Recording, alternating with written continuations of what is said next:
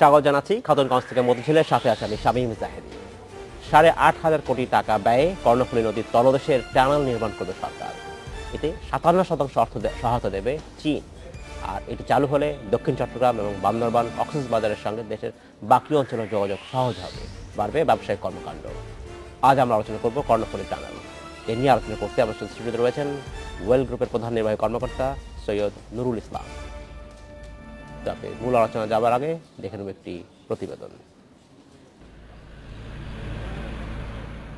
সেতু বিভাগের দেয়া তথ্য অনুযায়ী কর্ণফুলী নদীর তল দিয়ে দেশের প্রথমেই টানেল বানাতে খরচ হবে অন্তত 8,500 কোটি টাকা।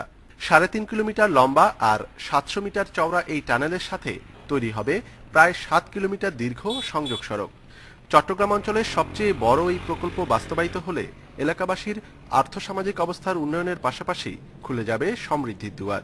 ওখানে আসা যাওয়া, ওরা ব্যবসা বাণিজ্য করার জন্য অনেক রকমের সুযোগ সুবিধা হবে। এটা তো আগে পরে হবে, এটা হলে আমাদের যোগাযোগের জন্য এটা খুব ভালো হবে। চট্টগ্রাম শহরকে কম উন্নত দক্ষিণে বিস্তৃত করতে এই টানেলকে কাজে লাগাতে চায় সরকার। নগর উন্নয়ন কর্তৃপক্ষ বলছে এই প্রকল্প বাস্তবায়নের মাধ্যমে বন্দরনগরীকে ওয়ান সিটি টু টাউন ব্যবস্থাপনায় গড়ে তুলতে চান তারা। এটা বিদ্যুৎ বলেন, ইপিজেড বলেন, ইকোনমিক জোন বলেন, এশিয়ান হাইওয়ে বলেন, পর্যটন বলেন, সবকিছু হবে দক্ষিণ ডিপ সি পরিবেন দক্ষিণ চট্টগ্রামকে কেন্দ্র করে। আর ব্যবসায়ী নেতারা বলছে আপাত ব্যয়বহুল মনে হলেও দেশের পূর্বমুখী বাণিজ্য সম্প্রসারণে এই টানেলের ভূমিকা হবে গুরুত্বপূর্ণ। এশিয়ান হাইওয়ে যেটা আছে সেটা যদি সেটার সাথে একটা যদি সংযুক্ত হওয়া যায় তাহলে যে ভবিষ্যতে যে এশিয়ান হাইওয়ে হবে মায়ানমার এবং চীনের সাথে যে একটা সড়ক যোগাযোগ সেটাও একটা গুরুত্বপূর্ণ ভূমিকা রাখবে বলে আমি মনে করি। প্রকল্পটি বাস্তবায়িত হলে মূল চট্টগ্রাম শহরকে পাশ কাটিয়ে চট্টগ্রাম কক্সবাজার মহাসড়কের সাথে যুক্ত হবে দেশের ব্যস্ততম যোগাযোগ পথ ঢাকা চট্টগ্রাম মহাসড়ক। এতে কমবে চট্টগ্রাম শহরের যানজট। অনুপম শীল, ইন্ডিপেন্ডেন্ট নিউজ, চট্টগ্রাম। দেখলাম প্রতিবেদনটি আমরা। জনাব সৈয়দ নুরুল ইসলাম, আপনাকে স্বাগত জানাচ্ছি। অনুষ্ঠানে কেমন আছেন আপনি? ধন্যবাদ, আমি ভালো আছি। আজ আমরা প্রতিবেদন দেখলাম যেখানে বলা হচ্ছে যে কর্ণফুলী নদীর তলদেশ দিয়ে একটি টানেল নির্মাণ করা হবে এবং এর ফলে চট্টগ্রামের সাথে দেশের অন্যান্য অঞ্চলে যোগাযোগ সহজ এবং চট্টগ্রাম শহরেও এক অঞ্চল থেকে আরেক অঞ্চলে যাওয়াটাও খুব সহজলভ্য হবে এবং এই একটা বিশাল প্রকল্প সরকার গ্রহণ করতে যাচ্ছে। আপনি এটাকে কীভাবে দেখছেন একজন ব্যবসায়ী হিসাবে এবং একজন এমন ব্যবসায়ী যিনি চট্টগ্রাম থেকে ব্যবসা শুরু করে? ধন্যবাদ। আসলে আজকের দিনটা আমার জন্য খুব সুখের দিন, আনন্দের দিন, কারণ এই প্রকল্প যেটা আপনারা দেখলেন গতকাল একনেক পাশ হয়েছে, তার পেছনে যে বিশাল কর্মযজ্ঞ সেটার সাথে আমি ইনডাইরেক্টলি কিছুটা ইনভলভ ছিলাম। আপনি জানেন চট্টগ্রাম, আমি সবসময় একটা কথা বলে আসি, চট্টগ্রাম বাংলাদেশের অর্থনীতির লাইফলাইন। চট্টগ্রামকে নিয়ে যতই কম ভাবনা হবে ততই বাংলাদেশের অর্থনীতি নিয়ে কম ভাবনা করা হবে। বর্তমান সরকার আসার পর চট্টগ্রামকে নিয়ে কিন্তু একটা বড় মাস্টার প্ল্যান হাতে নিয়েছে এবং তার ফলশ্রুতিতে আজকে টানেল। এটা 6 বছর আগে এটার চিন্তা ভাবনা করা হয়েছিল, ফিজিবিলিটি স্টাডি করা হয়েছিল, এটা নিয়ে কাজ করা হয়েছিল। পরবর্তীতে সেতু বিভাগের মাধ্যমে চায়নাকে অ্যাপ্রোচ করার পর মাননীয় প্রধানমন্ত্রী যখন গত বছর চায়নায় গেলেন তখন চায়না বললেন যে হ্যাঁ উই অ্যাকসেপ্ট ইট এবং সেটার উপর ভিত্তি করে আজকের এই বাস্তবতা। এবং আমি শিওর এটার ব্যাকগ্রাউন্ড যেহেতু আমি জানি, আমি শিওর এটা আগামী 3 বছরের মধ্যে দৃশ্যমান হয়ে যাবে। এটার কারণে চট্টগ্রামের 2020 সালের মধ্যে, 2020 সাল, দ্যাট মিনস 4 বছরের মধ্যে এটা দৃশ্যমান হয়ে যাবে। যে কথা বলার চেষ্টা করছি যে বাংলাদেশের অর্থনীতির মূল চালিকা শক্তি হচ্ছে চট্টগ্রাম।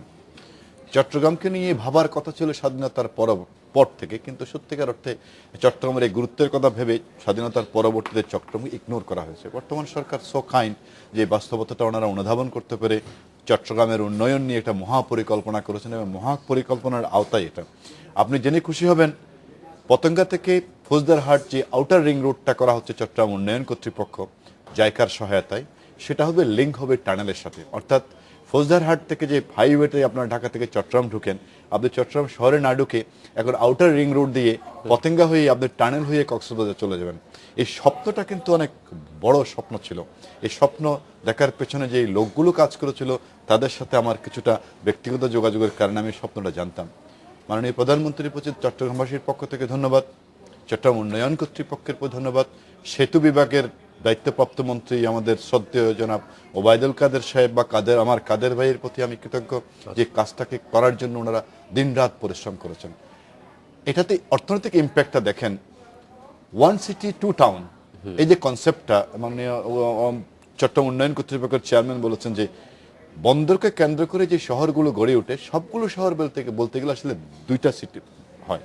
আপনি সাংহাই দিকে Exactly, থাকেন, exactly. সাংহাই শহর ওয়ার্ল্ড এশিয়ার one of the biggest city, port city. Pudong and Puxi means west Shanghai, Pudong হচ্ছে পূর্ব সাংহাই, সেটাকে কেন্দ্র করে শহর গড়ে উঠেছে। আজ চট্টগ্রামের পুশি হবে অর্থাৎ ওয়েস্ট চট্টগ্রাম হবে বর্তমান চট্টগ্রাম, পুদং হবে ইস্ট চট্টগ্রাম, দ্যাট মিনস আপনারা যেটাকে দক্ষিণ চট্টগ্রাম বলছেন। Absolutely. এই স্বপ্নটা আমি ব্যক্তিগতভাবে দেখেছি অনেক আগে। আমি যখন সাংহাইতে গেলাম 80-র দশকে, তখন পুশি ছিল সাংহাই, অর্থাৎ পশ্চিম প্রান্ত ছিল ওয়াম্পু নদীর উপর, পশ্চিম পাড়টা ছিল সাংহাই। তখন হালকা হালকা কনস্ট্রাকশন শুরু হয়েছিল পুদং সাইডে। তখন আমি আমার বন্ধুকে জিজ্ঞেস করেছিলাম নদীর ওপারে কি হচ্ছে, ওরা বললো যে আমরা আরেকটা সাংহাই করছি, সেটার নাম হবে পুদং। পুদং মিনস ইস্ট, পুশি মিনস ওয়েস্ট, ওয়াম্পু রিভারের উপর। আমার কর্ণফুলী নদীর আমার যখন বুদ্ধি হলো, আমি যখন ব্যবসা বাণিজ্য শুরু করলাম, আমি যখন চোখ বন্ধ করে তাকালাম পুশি এবং কর্ণফুলী, আমার কাছে মনে হলো যেন একই, অর্থাৎ ওয়াম্পু রিভারের উপর সাংহাই অবস্থিত, কর্ণফুলীর উপর চট্টগ্রাম অবস্থিত। উশি ওয়েস্ট পার্ট অফ সাংহাই, পুদং আজকের ইস্ট পার্ট অফ সাংহাই। আমার আজকের পুশি হবে চট্টগ্রাম বর্তমান, আর পুদং হবে আগামী দিনে চট্টগ্রাম। আমি মূল কথা হচ্ছে যে আসলে এখানে যোগাযোগ ব্যবস্থা উন্নয়ন এবং এটা অর্থনীতি ইম্প্যাক্ট, যে কথা আমি বলতে চাচ্ছি। অর্থাৎ কর্ণফুলী নদীকে মানে সংযোগ যাতে বিচ্ছিন্ন না হয় এই কারণে টানেল করা যায়। এটা যদি একটা সেতু করে করা হতো আপনি তাহলে দেখেন- তাহলে কি এই ইম্প্যাক্ট হতো না? আমি না, কেন আপনি- বলছি যে তাহলে কিন্তু হয়তো এই মুহূর্তে যে বিশাল প্রকল্প বাস্তবায়নের যে খরচ প্রায় 8,000 কোটি টাকা, সেখান থেকে হয়তো কিছু টাকা আমি আসলে সাশ্রয় একটা জিনিস, হতো। আমি আসলে আপনার সাথে একটু বিনয়ের সাথে ভিন্ন মত পোষণ করবো। 8,000 কোটি টাকা বাংলাদেশের জন্য এখন বড় টাকা নয়। বাংলাদেশের এডিপির আকার এখন কত? 5 বছর আগের বাংলাদেশ আর আজকের বাংলাদেশ এক নাম। 2,000 কোটি টাকার এডিপি নিয়ে যখন ভাবছিলেন তখন 8,000 কোটি টাকা অনেক বড় ছিল। এখন আপনি লক্ষ হাজার কোটি টাকার এডিপি বাস্তবায়ন করতে চাচ্ছেন, সেখানে 8,000 কোটি টাকা কোনো আলোচনার বিষয় না। 8,000 কোটি টাকা নিয়ে কথা বলার কোনো সময় বলে আমি মনে করি না। আমাদেরকে ভাবতে হবে হাজার হাজার কোটি টাকার স্বপ্ন নিয়ে। তাই আমি মনে করি আজকের যে প্রকল্প সেটা কিন্তু আজকের জন্য না, সেটা কিন্তু আগামী দিনের জন্য। কেউ যদি মনে করে এখন কেন কর্ণফুলীর তলদেশ দিয়ে টানেল হবে, এখন কেন চট্টগ্রাম বা ঢাকা শহরে ফ্লাইওভার করা হবে, আমি মনে করি তাদের কোনো ভিশন নেই। কারণ আমি ব্যক্তিগতভাবে মনে করি মাননীয় প্রধানমন্ত্রীর নেতৃত্বে বর্তমান সরকার মনে করে যে আগামী 40 বছরের বাংলাদেশ। এখন প্রশ্ন আসছে যে নদীর উপর দিয়ে না গিয়ে তলদেশ কেন? নদীর উপর দিয়ে গেতে যে এই ধরনের স্ট্র্যাটেজিক রিভারগুলোতে নর্মালি নদীর উপর দিয়ে ব্রিজ করতে হলে আপনি দেখেন চট্টগ্রামের কর্ণফুলী নদীর উপর 2টা পিলার ব্রিজ আছে। কর্ণফুলী পুরানো ব্রিজ, কালুঘাট ব্রিজ, কর্ণফুলী পুরানো ব্রিজ, কর্ণফুলী নতুন ব্রিজ। 3টা ব্রিজ আমার কর্ণফুলীকে মেরে ফেলছে। কারণ এই ধরনের নদীর উপর পিলারবিহীন অর্থাৎ ঝুলন্ত ব্রিজ করতে হয়। আনফরচুনেটলি তৎকালীন সরকারগুলো কালুঘাট ব্রিজ করা হয়েছিল ব্রিটিশ আমলে, তখন টেকনোলজির এই ছিল না। কর্ণফুলীর সেকেন্ড ব্রিজ করা হলো বিএনপি আমলে, তখন স্থানীয় নেতৃবৃন্দ আমাদের জনপ্রিয় নেতা মহিউদ্দিন চৌধুরীর নেতৃত্বে এই ব্রিজের বিপক্ষে আমরা আন্দোলন করেছিলাম। যে আমরা বলেছিলাম এই ব্রিজ হলে কর্ণফুলী মরে যাবে, কিন্তু সেটা কেউ শুনল না, সেটা করা হলো। পরবর্তীতে নতুন যে ব্রিজ করা হলো সেটাও কিন্তু পিলার ব্রিজ করা হলো। কর্ণফুলী নদীর উপর 4টা পিলার ব্রিজ করার পরে আপনি যদি বলেন আরো একটা ব্রিজ করতে হবে, তাহলে কর্ণফুলী আর নদী থাকবে না, কর্ণফুলী এখন নর্দমা হয়ে যাবে। ইসলাম, আমাদের সময় হচ্ছে বিরতিতে যাবার, ফিরে এসে আমরা কথা বলবো। আপনি যেখানে শেষ করলেন সেখান থেকে শুরু করবো। আমাদের সময় হলো একটা বিরতিতে যাবার, ফিরছি শীঘ্রই, সাথেই থাকবেন।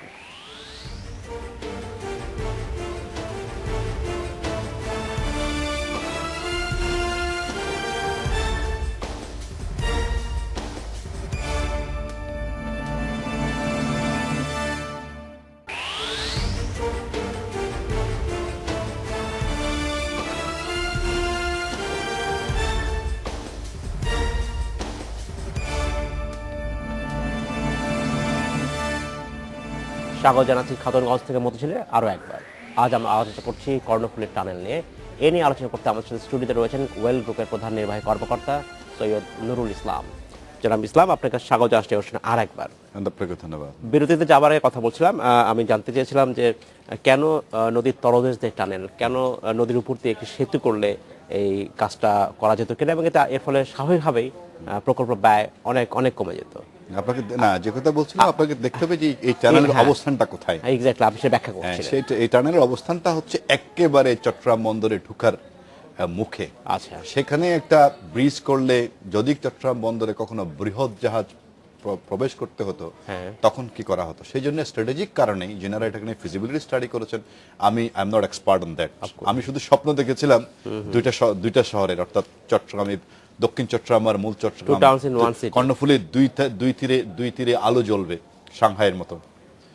এবং ফিজিবিলিটি করেছেন কিন্তু এক্সপার্টরা, এবং এই প্রশ্নের উত্তরটা এক্সপার্টরা ভালো দিতে পারবেন। বাট আমি কমন সেন্সে যেটা বুঝি সেটা হচ্ছে এই ধরনের স্ট্র্যাটেজিক পয়েন্টে পয়সা একটু খরচ বেশি হলেও মাটির তলদেশে করলে সেফ হয়, ফিউচারের জন্য সেফ হয়। কারণ আমি কমন সেন্সে যেটা বুঝি সেটা হচ্ছে এই ধরনের স্ট্র্যাটেজিক পয়েন্টে পয়সা একটু খরচ বেশি হলেও মাটির তলদেশে করলে সেফ হয়, ফিউচারের জন্য সেফ হয়। কারণ এই প্রজেক্ট কিন্তু আগামী 5-10 বছরের জন্য করা হয় না, এটা এই প্রজেক্ট 100 বছরের জন্য। আপনি দেখেন সাংহাইতে মানে ওয়াম পরিবারের উপর 2টা টানেল আছে, 6টা ব্রিজ আছে। আমাদের চট্টগ্রাম কর্ণফুলীর উপর কিন্তু 3টা ব্রিজ আছে, এবং 3টা ব্রিজ কিন্তু পিলার ব্রিজ, এবং 3টা ব্রিজের কারণে আমাদের কিন্তু নব্যতা কমে যাচ্ছে। আপনি জানেন যে নদীতে যখন পিলার থাকে, ভাটি থেকে আসার সময় পলি জমে নদীর আজকে যে কারণে চট্টগ্রামের যে বন্যা কবলিত চট্টগ্রাম, তার মূল কারণ কিন্তু চট্টগ্রামের যে নদী মোহনা, হালদা এবং কর্ণফুলীর যে জায়গায় কর্ণফুলীর 3টা ব্রিজ দাঁড়িয়ে আছে, তাদের কারণে আমাদের নদীর নাব্যতা কমে গেছে, ওভারফ্লো হয়ে এখন চট্টগ্রাম শহর। আরেকটা ব্রিজ যদি করা হয় তাহলে এখন তো চট্টগ্রাম শহর বন্যা কবলিত হয়, তখন দক্ষিণ চট্টগ্রামও বন্যা কবলিত হবে, এটা আমি মনে করি। তারপরেও এটার জন্য ভালো উত্তর দিতে পারবেন এক্সপার্টরা যারা করেছেন। আমরা শুধু অর্থনৈতিক ইমপ্যাক্ট নিয়ে এটা নিয়ে আলোচনা করতে পারি। সেটা হচ্ছে অর্থনৈতিক ইম্প্যাক্টের কথা যদি বলি, আমরা যেটা প্রায় শুনি, যেটা আমাদের এখানে হয় যে আমরা সিদ্ধান্ত নেই বা অনেক দেরি করে। আমরা যদি অর্থনৈতিক উন্নয়নের কথা বলি, আমরা যদি শিল্পায়নের কথা বলি, আমি যদি গার্মেন্টস সেক্টরে বলি যে একটা সময় এটা আস্তে আস্তে উঠেছে এবং পাড়ায় মহল্লায় গড়ে উঠেছে, তখন আমরা বুঝতে পারিনি। এখন বলছি এগুলো একটি সিস্টেমেটিক হওয়া উচিত, মানে একটা পল্লী হতে পারে, গার্মেন্টস পল্লী হতে পারে। এই জিনিসগুলো কি চট্টগ্রামের ক্ষেত্রে আমরা এখনই ভাবতে পারি কিনা? দেখেন, আমি প্রথম বলেছিলাম চট্টগ্রামকে নিয়ে ভাবনাটা আসলে অনেক দেরি হয়ে গেছে। চট্টগ্রামকে নিয়ে ভাবার কথা ছিল স্বাধীনতার পরে। চট্টগ্রামকে নিয়ে ভাবার চট্টগ্রাম না, আমি যদি বলি যে পরিকল্পিত নগরায়ন, পরিকল্পিত শিল্পায়ন আমাদের কখনোই হয় আর কখনোই হয় না। আমি চট্টগ্রামকে নিয়ে বারবার কেন বলি, চট্টগ্রাম কিন্তু শুধু বাংলাদেশের শহর নয়। ভৌগোলিক অবস্থানগত কারণে Chattogram is a regional city. আপনি যদি মায়ানমারের কথা বলেন, 7 সিস্টারের কথা বলেন, ভুটানের কথা বলেন, নেপালের কথা বলেন, আমরা যে রিজিওনাল কানেক্টিভিটির কথা বলছি, যেটা নিয়ে আমরা এখন বাস্তবায়নের পথে যাচ্ছি, সবকিছু কিন্তু চট্টগ্রাম এবং চট্টগ্রাম বন্দরকে কেন্দ্র করে। সেই জন্য আমি ঘুরে ফিরে চট্টগ্রামের কথা বলি, কারণ বাংলাদেশের আজকে দেখেন বাণিজ্য, আন্তর্জাতিক বাণিজ্য, যেটাকে আমরা এক্সটার্নাল ট্রেড বলি, ইম্পোর্ট যদি আপনি 40 বিলিয়ন বলেন, এক্সপোর্ট আমাদের around 30 billion plus. That means we are handling $70 billion এর এক্সপোর্ট হ্যান্ডেল করি, এক্সটার্নাল ট্রেড হ্যান্ডেল করি। তার 85% বা 90% হ্যান্ডেল করে চট্টগ্রাম বন্দর এবং চট্টগ্রাম শহর। আমি মধ্যবিত্ত এই দেশে যাওয়ার স্বপ্ন দেখছি 2021 সালে। দ্যাট মিনস বাংলাদেশের ইম্পোর্ট হয়ে যাবে মোর দেন $60 বিলিয়ন অর $100 বিলিয়ন, এক্সপোর্ট হয়ে যাবে বাংলাদেশের $50 to $60 বিলিয়ন। অর্থাৎ আগামী 5 বছরের মধ্যে বাংলাদেশের এক্সটার্নাল ট্রেড হয়ে যাবে more or less $200 billion. $70 billion handle করার জন্য আমার চট্টগ্রাম শহর অবরুদ্ধ, ঢাকা চট্টগ্রাম রোড অবরুদ্ধ। তাহলে আপনি $200 বিলিয়ন এক্সটার্নাল ট্রেড যখন হ্যান্ডেল করবেন, তাহলে চট্টগ্রাম এবং চট্টগ্রাম বন্দরের অবস্থা কি হবে? আপনি চট্টগ্রাম বন্দরকে যতই আধুনিকায়ন করুন না কেন, চট্টগ্রাম বন্দরে ঢুকা এবং বের হওয়ার পথটা যদি উন্মুক্ত করতে না পারেন, তাহলে কোনো কিছু কাজ আসবে না। 40 বছর, অর্থাৎ স্বাধীনতার পরবর্তীতে প্রায় 30 বছর এটা নিয়ে ভাবে নাই। বর্তমান সরকার ক্ষমতা আসার পরে এটা নিয়ে ভাবনা শুরু হয়েছে। আপনি জেনে খুশি হবেন, গত 6 বছরে চট্টগ্রামের উন্নয়নের জন্য প্রায় 8,000 কোটি টাকার প্রকল্প মাননীয় প্রধানমন্ত্রীর নেতৃত্বে বর্তমান সরকার অ্যাপ্রুভ করেছেন। তার মধ্যে প্রায় 6,000 কোটি টাকার প্রকল্প ফিনিশ হয়ে গেছে। এটা হবে 8,000 কোটি টাকা প্লাস, অর্থাৎ 8,000 এবং 6,000 হচ্ছে 14,000 কোটি টাকার প্রকল্প বর্তমান সরকার চট্টগ্রামের জন্য বরাদ্দ করেছেন। চট্টগ্রাম শহরে আপনি গেলে দেখবেন চট্টগ্রাম শহরের চেহারাটাই পাল্টে গেছে। চট্টগ্রাম শহরে কিন্তু এখন কোনো সিঙ্গেল রোড নেই, সবগুলো রোড বড় হয়ে গেছে। আপনি আপনার যে অনুষ্ঠানের নাম হচ্ছে খাতুনগঞ্জ থেকে মতিঝিল। 10 বছর আগে বা 5 বছর আগে খাতুনগঞ্জ যাওয়া যেত না, রাস্তা ছিল না। এখন আন্দরকিল্লা, লালদিঘির পার, অর্থাৎ খাতুনগঞ্জের বাইরের জায়গায় আপনি গেলে অবাক হয়ে যাবেন, সেগুলো চিপা গলি থেকে এখন বড় রাস্তা হয়ে গেছে। এগুলো বর্তমান সরকার করেছেন, কিন্তু but long way to go. কেউ যদি বলে যে চট্টগ্রামের উন্নয়ন হয়ে গেছে আর লাগবে না, আমি বলবো চট্টগ্রামের উন্নয়নের যে প্রয়োজন ছিল অর্থনৈতিক কারণে, তার 10 ভাগ হয়েছে। এখনো 90 ভাগ আমি এই বাকি বিষয়ে আছে। একটা কথা বলি, উন্নয়নের কথা যখন বলছিলাম শিল্পায়ন উন্নয়নের কথা বলতেই হবে। শিল্পায়ন উন্নয়নের ক্ষেত্রে যেটা হয় যে ইনফ্রাস্ট্রাকচারের কথা যদি আমরা বসি, গ্যাস বিদ্যুতের কথা বলি, গ্যাস এবং বিদ্যুতের সবচেয়ে ঘাটতি হচ্ছে চট্টগ্রাম অঞ্চলে এই মুহূর্তে, এবং এখানে অনেক শিল্প কারখানা গড়ে উঠতে পারছে না গ্যাসের সংকটের কারণে। এইসব সংকট দূর করা কিভাবে সম্ভব হতে পারে? ব্যবসায়ী মহল থেকে আপনারা কিভাবে চিন্তা করেন? দেখেন, আমি তো বারবার বলতে চট্টগ্রামকে ডিপ্রাইভ করা হয়েছিল যখন শুধু চট্টগ্রাম নয়, অলমোস্ট বিনা গ্যাস দামে। সংকট কিন্তু শুধু চট্টগ্রাম নয়, সারা না, বাংলাদেশে বাংলাদেশের তবে চট্টগ্রাম বেশি। আমি চট্টগ্রামের দরকার যা গ্যাস তার থেকে 30% চট্টগ্রাম গ্যাস পায় না, এবং সেটার জন্য ভেরি সিম্পল একটা ইকুয়েশন ছিল, অর্থাৎ মেইন গ্যাস লাইন পাইপ থেকে পাকরাবাদকে চট্টগ্রাম কর্ণফুলীর যে পাইপ লাইনটাকে প্লাগ ইন করার জন্য অনলি 35 কি 60 বা 40 কিলোমিটার একটা রাস্তা ছিল, সেখানে একটা কানেকশন করলে হয়ে যেত। আনফরচুনেটলি সেই কাজটা করা হয় নাই। হ্যাঁ, আসার বিষয় হচ্ছে বর্তমান সরকার এলএনজি, অর্থাৎ আমরা জানি আমাদের ফিউচারিস্টিক হতে হবে। আমাদের মাটির নিচে যে গ্যাস, সেটা নিয়ে আমরা খুব বেশি দূর যেতে পারছি না, যে কারণে বর্তমান সরকার এলএনজি প্ল্যাটফর্ম করার জন্য চট্টগ্রামে টেন্ডার করে ফেলেছে, আপনি হয়তো জানেন। সেটা আমরা দৃশ্যমান হতে দেখবো 1 বছরের মধ্যে। তাই ঘুরে ফিরে আমি বর্তমান সরকারকে ধন্যবাদ জানাই, যে কাজটা করার কথা ছিল স্বাধীনতার পরবর্তীতে, সেই কাজটা করা হয় নাই বলে চট্টগ্রামে পরিকল্পিত শিল্পায়ন হয় নাই। আপনি দেখেন মিরাশরা থেকে চট্টগ্রাম বাংলাদেশের সবচেয়ে বড় শিল্প এলাকা, অলমোস্ট মৃতপ্রায় হওয়ার মূল কারণ হচ্ছে এখানে বিদ্যুৎ নেই, গ্যাস নেই। আজকে যদি এলএনজি টার্মিনালটাকে যদি আমরা দ্রুত অ্যাক্টিভ করতে পারি, তাহলে চট্টগ্রামকে কেন্দ্র করেই বাংলাদেশের শিল্পায়ন হবে। কারণ বাংলাদেশের শিল্পায়নের জন্য সবচেয়ে বড় চ্যালেঞ্জ কিন্তু এখন গ্যাস বিদ্যুতের চেয়েও জায়গা। আপনি গ্যাস বিদ্যুৎ বানাতে পারবেন, জায়গা কিন্তু বানাতে পারবেন না। আমাদের চট্টগ্রামে এখনো প্রচুর জায়গা আছে, যেমন কর্ণফুলীর টানেল করা হচ্ছে সাউথ চট্টগ্রামে যাওয়ার জন্য শিল্পায়ন, ওখানে প্রচুর জায়গা আছে। আমি কিন্তু বিদ্যুৎ এবং গ্যাস নিয়ে এখন আর কথা বলি না, কারণ এটা if you have a money you can buy it, but if you have a money you cannot buy the land. আমাদের ল্যান্ডটাকে এখন পরিকল্পিতভাবে উন্নয়ন করতে হবে, পরিকল্পিত ব্যবহার করতে হবে। আমি সেই জন্য মনে করি চট্টগ্রামের যে ইন্ডাস্ট্রিয়াল জোনটা এখনো ইনঅ্যাক্টিভ। আপনি দেখেন আমার বাড়ি কালুরঘাট শিল্প এলাকা বলে একটা শিল্প এলাকা ছিল, 90% শিল্প কারখানা ওখানে বন্ধ, প্লটগুলো খালি পড়ে আছে। কি জন্য? একমাত্র হচ্ছে বিদ্যুৎ এবং গ্যাসের কারণে। ফৌজদারহাট, বারবকুণ্ডু, সীতাকুণ্ডুর বড় বড় শিল্প প্রতিষ্ঠানগুলো পড়ে আছে, মরে গেছে, একমাত্র কারণ হচ্ছে গ্যাস এবং বিদ্যুতের কারণে। সরকার যদি আমাদেরকে এলএনজির মাধ্যমে গ্যাস কানেকশনটা চট্টগ্রামে দিতে পারে, আমি আপনার এইখানে বসে বলে গেলাম আগামী 10 বছরে বাংলাদেশের শিল্পক্ষেত্রে একটা বিপ্লব ঘটবে। কারণ বাই বন্ড চিটাগোনিয়ানরা বিজনেসম্যান। আমরা যদি বিদ্যুৎ এবং গ্যাস পাই, আমরা দেশের শিল্পায়নের চেহারাটাকে পাল্টাতে পারবো। এবং এই টানেল করার মাধ্যমে জাইকা এবং চট্টগ্রাম উন্নয়ন কর্তৃপক্ষের যে আউটার রিং রুটটা করা হচ্ছে, আপনি দেখেন চট্টগ্রামের উন্নয়নকে নিয়ে আপনি যদি চোখটা বন্ধ করেন, আপনি বারবকুণ্ডু থেকে এখন চট্টগ্রাম শহরে আপনি যেতে চান না, আপনি কক্সবাজার যাবেন, আপনি টানেল হয়ে চলে যেতে পারবেন। এখন আপনি যদি মনে করেন চট্টগ্রাম শহরে অবস্থিত আপনার কোনো আত্মীয়কে দেখে কক্সবাজার যাবেন, আপনি এখন বারবকুণ্ডু থেকে যে নতুন রোডটা হচ্ছে আমাদের ওমেন ইউনিভার্সিটির উপর দিয়ে বাইজিদ বুস্তামি, সেই রোডটা আগামী 1 বছরের মধ্যে ওপেন হয়ে যাবে। So you don't need to go inside the city.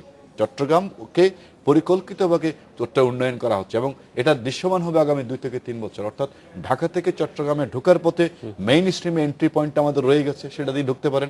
আপনি যদি ওটাকে যদি পাশ কাটিয়ে টানেল হয়ে কক্সবাজার যেতে চান, সেটা করতে পারেন। আপনি যদি মনে করেন শহরের ভিতরে আপনার কোনো আত্মীয়কে দেখবেন, আপনি যে নতুন নবনির্মিত যে ইনার রিং রোড হচ্ছে, সেটার ভিতরে ঢুকে বাইজিদ বুস্তামি উঠে আপনি দেখতে পারবেন। This are happening. হ্যাঁ, তারপর আমি বলবো, আজকে আমি খুব কিছুটা ইমোশনাল, তারপর আমি বলবো চট্টগ্রামের প্রয়োজনে কিন্তু যা করার দরকার ছিল এখনো হয়নি। আমরা নিশ্চয়ই আশা করব যে আমরা সেটা আশা করব যে এই টানেল নির্মাণের মাধ্যমে চট্টগ্রামের তথা বাংলাদেশের উন্নয়ন, অর্থনৈতিক উন্নয়ন সাধিত হবে। জনাব সৈয়দ নুরুল ইসলাম, আপনাকে অসংখ্য ধন্যবাদ। আজ সময় স্বল্পতা শেষ করতে হচ্ছে, ভবিষ্যতে নিশ্চয়ই আপনার সাথে আমরা আবার কথা বলবো। অসংখ্য ধন্যবাদ আপনাকে। এই ছিল আজকের মধ্যে খাতুনগঞ্জ থেকে মতিঝিলে। আমাদের সাথেই থাকবেন, দেখা হবে আবারও।